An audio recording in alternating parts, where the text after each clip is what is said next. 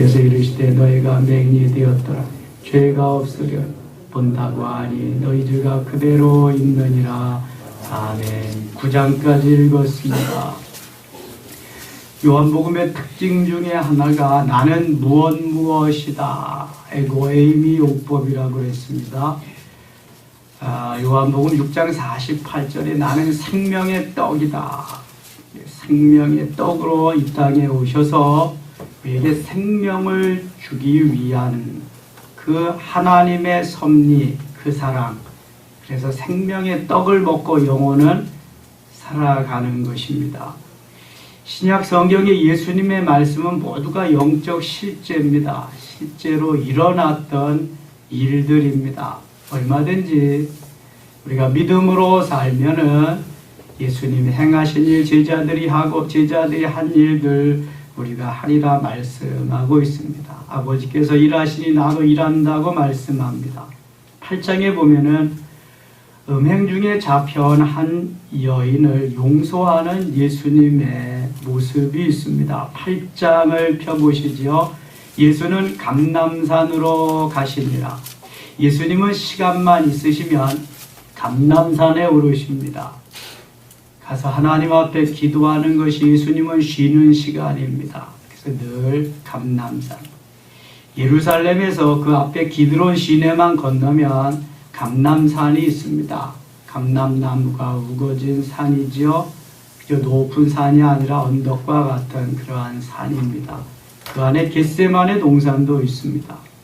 아침에 다시 성전으로 들어오시니 백성이 다 나오는지라 앉으사 그들을 가르치시더니 예수님이 하시는 일 중에서 가장 중요한 일이 가르치신 일, 두 번째 전파하신 일, 세 번째 치유하신 일입니다. 또 가르치셨습니다.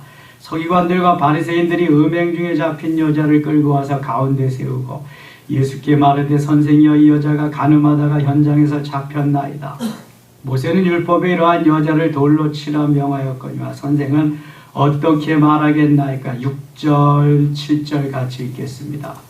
그들은 이렇게 말하면 고발할 조건을 얻고자 하여 예수를 시험함이로라. 예수께서 몸을 굽히사 손가락으로 땅에 쓰시 그들이 묻기를 맞이 아니하는지라.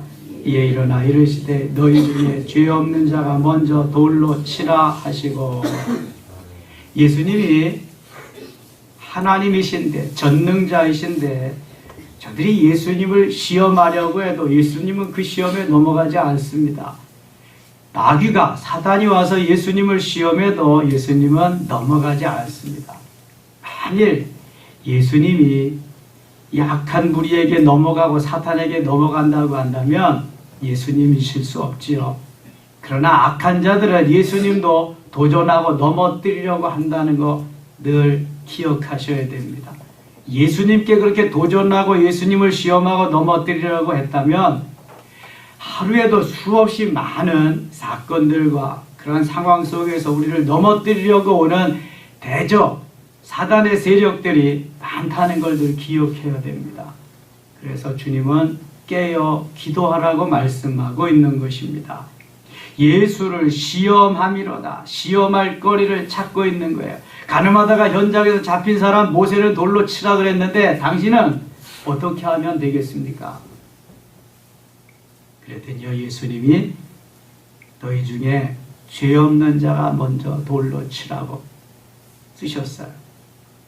다시 몸을 굽혀 손가락으로 땅에 쓰시니 그들이 이 말씀을 듣고 양심의 가책을 느끼 어른으로 시작하여 젊은이까지 하나씩 나가고 오직 예수와 그 가운데 섰는 여자만 남았더라.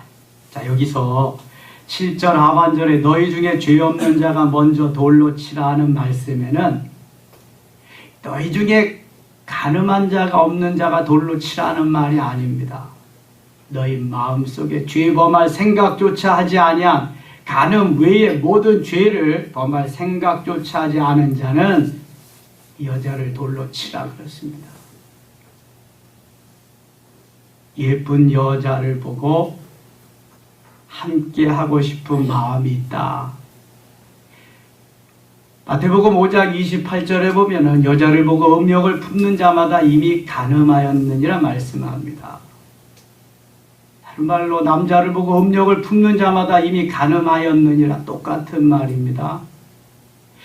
예수님은 행위 자체 끝난 완전 범죄만을 말하지 아니하고 이미 그 속에 마음에 내 생각이 거기 가 있으면은 범죄했다는 것입니다. 여기서 벗어날 사람은 몇 명이나 되겠습니까? 꼭 가서 내가 이런 완전 범죄를 해야 범죄자가 아니라 네 마음에 그런 마음이 있었으면 너는 죄를 범한 거다, 그런 말입니다. 꽃이 있습니다. 보고 아름답다 지나가야 되지, 꽃을 꺾어다가 나만 보겠다 갖다 꽂아 화병에 꽂아 놓으면 그거는 범죄한 거라는 것입니다. 하나님께서 우리에게 주신 모든 것이 아름다운 것입니다. 선한 마음, 착한 마음, 하나님이 주시는 그 창조시의 그 모습으로 살기가 쉽지 않다는 거죠. 사단이 가만 놔두질 않습니다.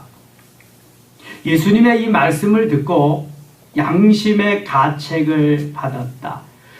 우리 속에 하나님이 주신 양심이 있습니다.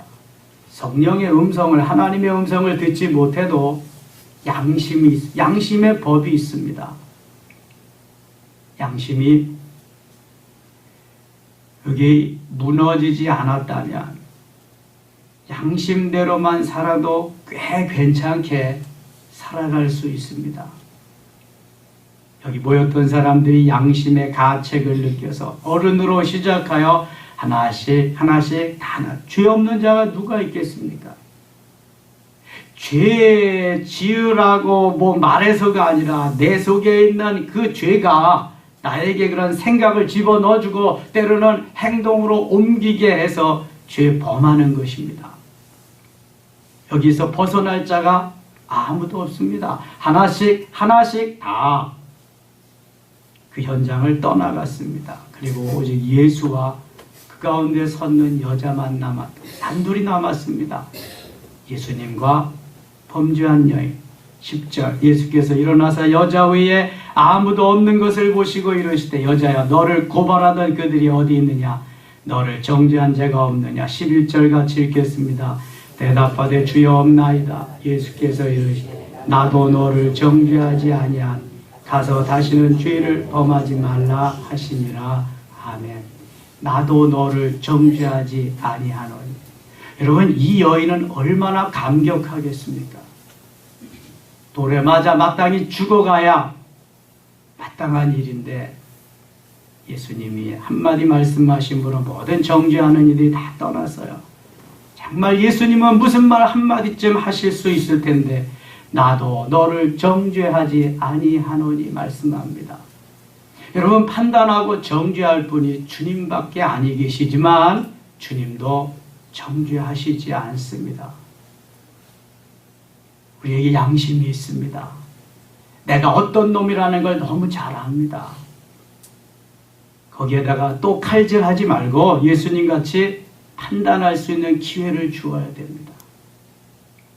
그리고 스스로 판단해서 행할 수 있다면 정말 멋있는 그리스도인으로 만들어질 수 있지요. 여인은 이 말을 듣고 감격해 할 겁니다. 돌에 맞아 죽어가야 되는데 예수님 한마디 하시는 것으로 인해서 다시는 이제 죄를 범하지 마라. 누구든지 자기가 한 일도 캄프라치 하려고 하고 나쁜 일은 내보내려고 하지 않습니다. 여기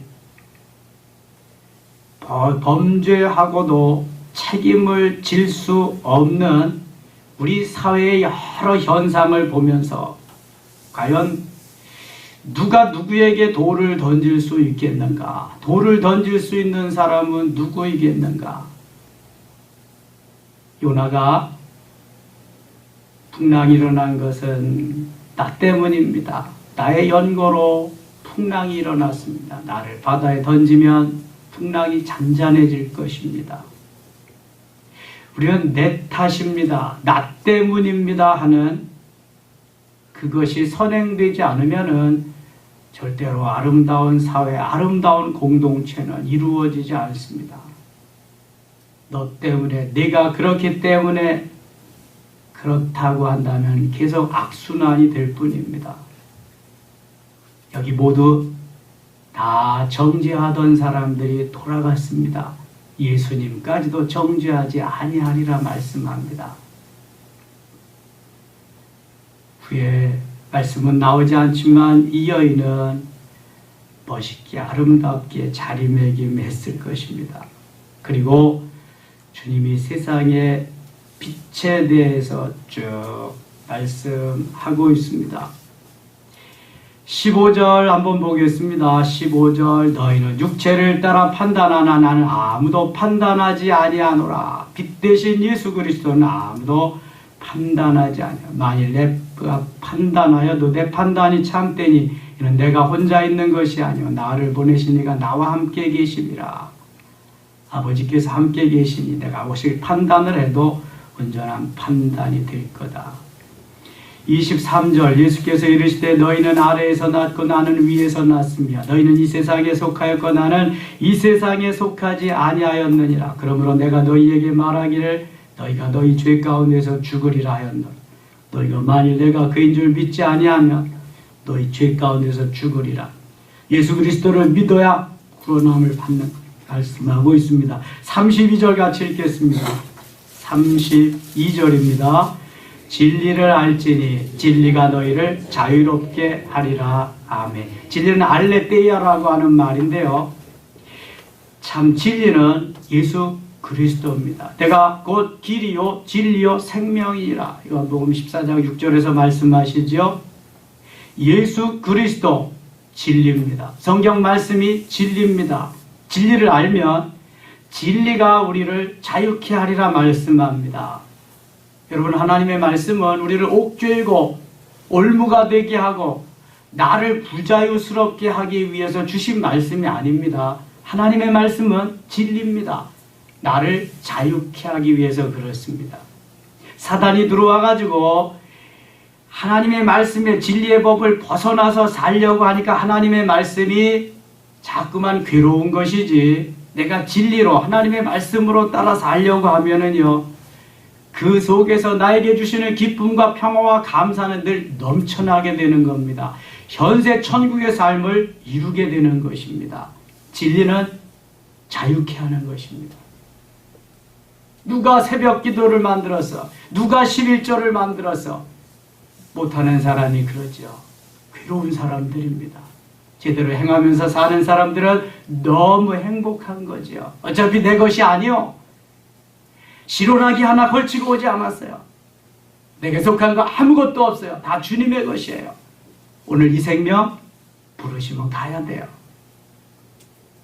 하루 후일지 열흘 후일지 아무도 몰라요. 내 소유요 잠깐이면 다 가져가셔. 욥을 보세요.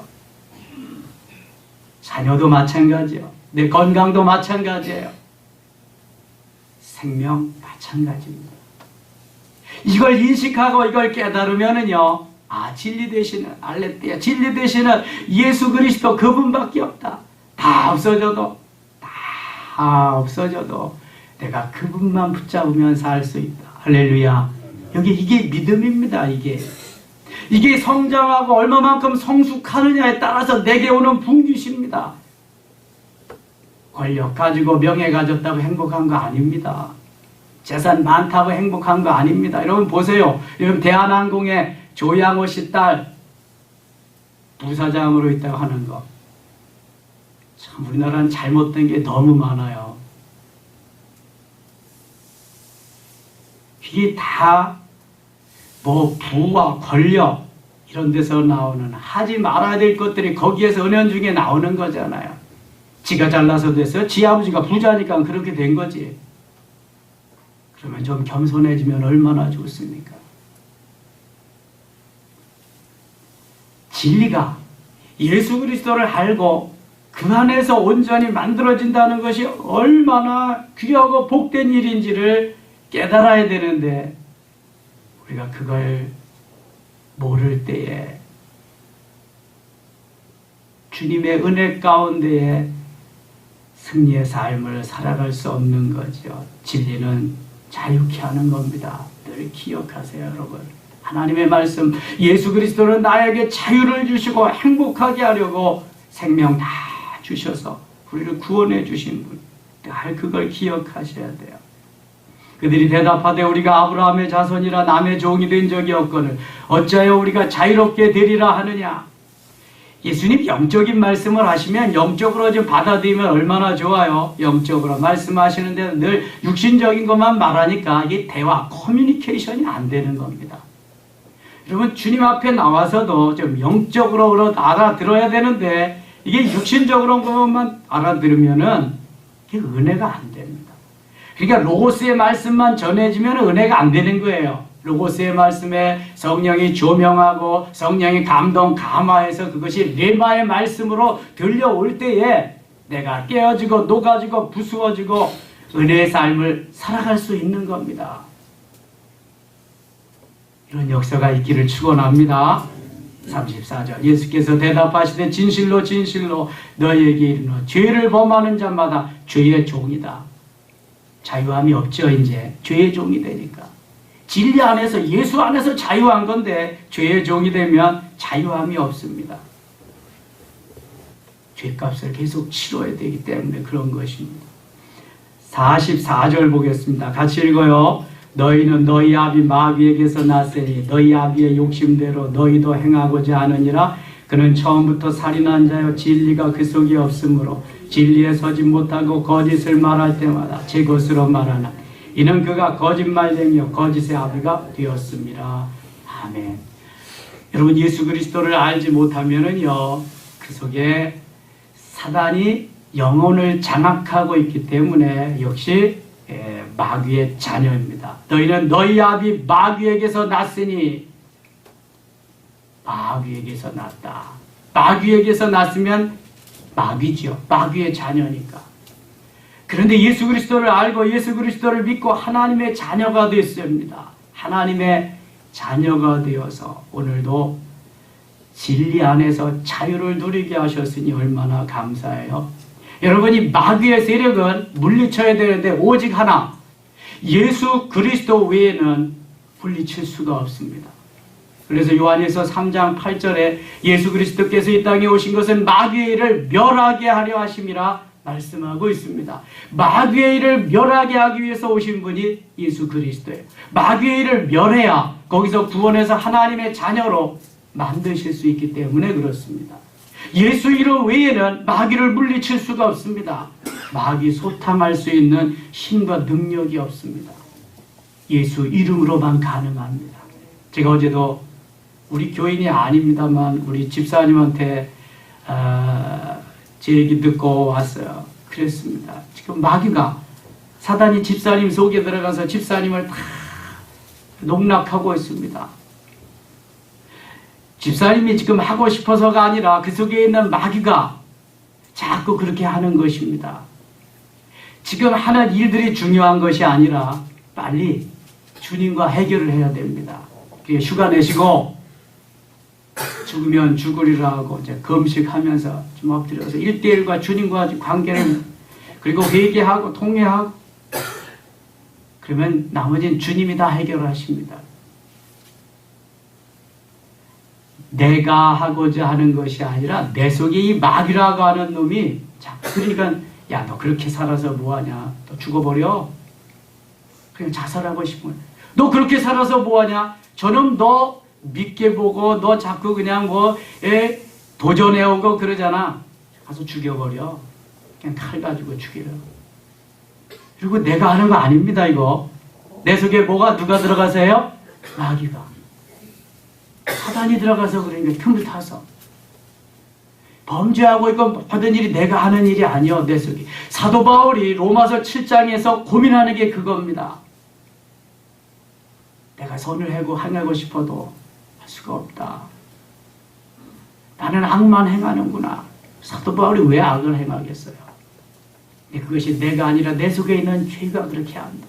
그래서 고민하고 갈등합니다. 그 위대한 사도 바울도 원하는 바 선을 행치 아니하고 원치 아니하는 바 악을 행하는도다. 7장 19절에서 그러잖아요. 그리고 7장 25절에서 오호라 나는 곤고한 사람이로다. 이 사망의 몸에서 누가 나를 건져내랴. 여러분, 그 위대한 사도 바울이 그런 고백을 했다면 우리는 어떻게 해야 되겠습니까? 너희 아비 마귀 예수님을 안다는 것이 얼마나, 예수님을 믿는다는 것이 얼마나 행복한지 몰라요. 너무 귀한 거죠. 9장에 넘어가겠습니다. 9장에 가면은 여기 태어나면서부터 소경이 있습니다. 예수께서 길을 가실 때 날 때부터 맹인된 사람을 보신지라 제자들이 물어 이르되 라삐어 이 사람이 맹인으로 난 것이 누구의 죄로 인함이니까? 자기니까 그의 부모니까? 3절 같이 읽겠습니다. 예수께서 대답하시되 이 사람이나 그 부모의 죄로 인한 것이 아니라 그에게서 하나님이 하시는 일을 나타내고자 하심이라. 아멘. 복음서에서 소경들은 다윗의 자손 예수여 나를 불쌍히 여기소서. 그럴 때에 내가 낫기를 원하느냐? 내 믿음대로 될지어다. 내 소원대로 되리라 하면서 그 자리에서 예수님이 눈을 뜨게 하십니다. 그런데 오늘 요한복음에 나오는 이 소경은 예수님 뭐라 그래요? 이거 하나님의 하시는 일을 나타내고자 하는 거다. 그러면서 너 실로암 못에 가서 씻어라 그래요. 흙을 침을 뱉어서 흙을 이거 눈에 발라서 실로암 못에 가서 씻어라. 실로암 못은 거기에서 한 5km, 2km쯤 떨어진 곳에 있습니다. 6절 보세요. 이 말씀을 하시고 땅에 침을 뱉어 진흙을 이겨 그의 눈에 바르시고 이르시되 실로암 못에 가서 씻으라. 이 맹인이 시각장애인이 더듬거리면서 2km 정도의 실로암 못을 찾아가서 눈을 씻는다. 여러분, 이게 믿음입니다. 아니 내가 실로암 못에 가서 그걸 씻는다고 뜨나? 한 번도 떠보지 못했는데? 그럼 못 뜨는 거죠. 자, 그러면 복음서에서 공관복음에서 예수님은 그 자리에서 뜨게 하셨는데 왜 제4복음 요한복음에서는 구태여 그 먼 데까지 가서 씻으라 그랬나? 진흙을 이겨 바르시고 왜 그랬나? 사람의 상태에 따라서 다 다릅니다. 믿음이 또 다 다릅니다. 주님은 이 소경에게 테스트 해보시는, 내가 나을 만한 믿음이 있느냐 보시는 겁니다. 그리고 여기서 보면 질병이요, 내가 잘못해서 나오는 질병도 있고요, 환경에서 오는 질병도 있지만 하나님이 주시는 질병도 있다는 것입니다. 이 사람이 부모나 자기의 죄 때문이 아니라 뭘 위해서 맹인이 됐다고요? 하나님의 영광을 위해서 맹인이 됐어요. 하나님이 주신 질병은 하나님이 치료하셔야 됩니다. 영적인 질병은 영적으로밖에 치료가 안 됩니다. 여러분, 다쳤으면은, 피나면은요, 여기 그 목큐론 바르시고 후시딘 바르세요. 기도만 하지 마시고, 물론 기도해야 되지만, 배 아프면 소화제 드세요. 기도만 하지 마시고. 하나님이 의사도 주시고 약사도 다 주신 거예요. 자꾸 기도만 고집하지만 마시고, 그렇다고 자꾸 의사, 약사만 의지하지 마시고, 하나님이 주신 모든 혜택을 우리가 누려야 돼요. 약도 필요하고 의사의 진료도 필요하고 기도도 필요하단 말이죠. 한 군데 치우치면 그 신앙은 온전하지 않아요. 그런데 말이죠, 영적인 질병은 영적으로 치유하셔요. 다른 것으로는 치유 불가능입니다. 꼭 하나님이 치료하실 병이 있어요. 저희 어머니는 그렇게 오랫동안 고생하셨는데 병원마다 가도 진단이 안 나와요. 병이 없어. 근데도 매일 아프신 거야. 그래서 제가, 이건 하나님이 주신 병이네요. 저거 기도원 갑시다. 기도원 가서 둘이 금식 3일 하고, 저는 또 직장 가야 되기 때문에 어머니 금식 더 하시라고 열을 하시고, 그 이후로 돌아가실 때까지 아프지 않으셨어요. 85세 돌아가실 때까지 다 가서 나무를 하시고 일하시고 이렇게 합니다. 하나님이 치료하실 질병이 있어요, 여러분. 그런 건 의사도 못합니다. 아무튼 오늘도 하나님 우리를 통해서 역사하십니다. 말씀이 진리입니다. 예수 그리스도가 진리입니다. 진리의 말씀 붙잡고 승리하는 귀한 날 되시기를 축원합니다. 오늘 목요 영성이 있습니다. 기도해 주세요. 기도합니다. 하나님 아버지 고맙습니다. 오늘도 주께서 우리를 사랑하시고 추운 날 주 앞에 단련하게 하시니 감사합니다. 주여, 진리로 오신 주님, 진리 되신 예수님 믿고 오늘도 승리의 귀한 하루 되게 하여 주시옵소서. 예수님 이름으로 기도드리옵나이다. 아멘.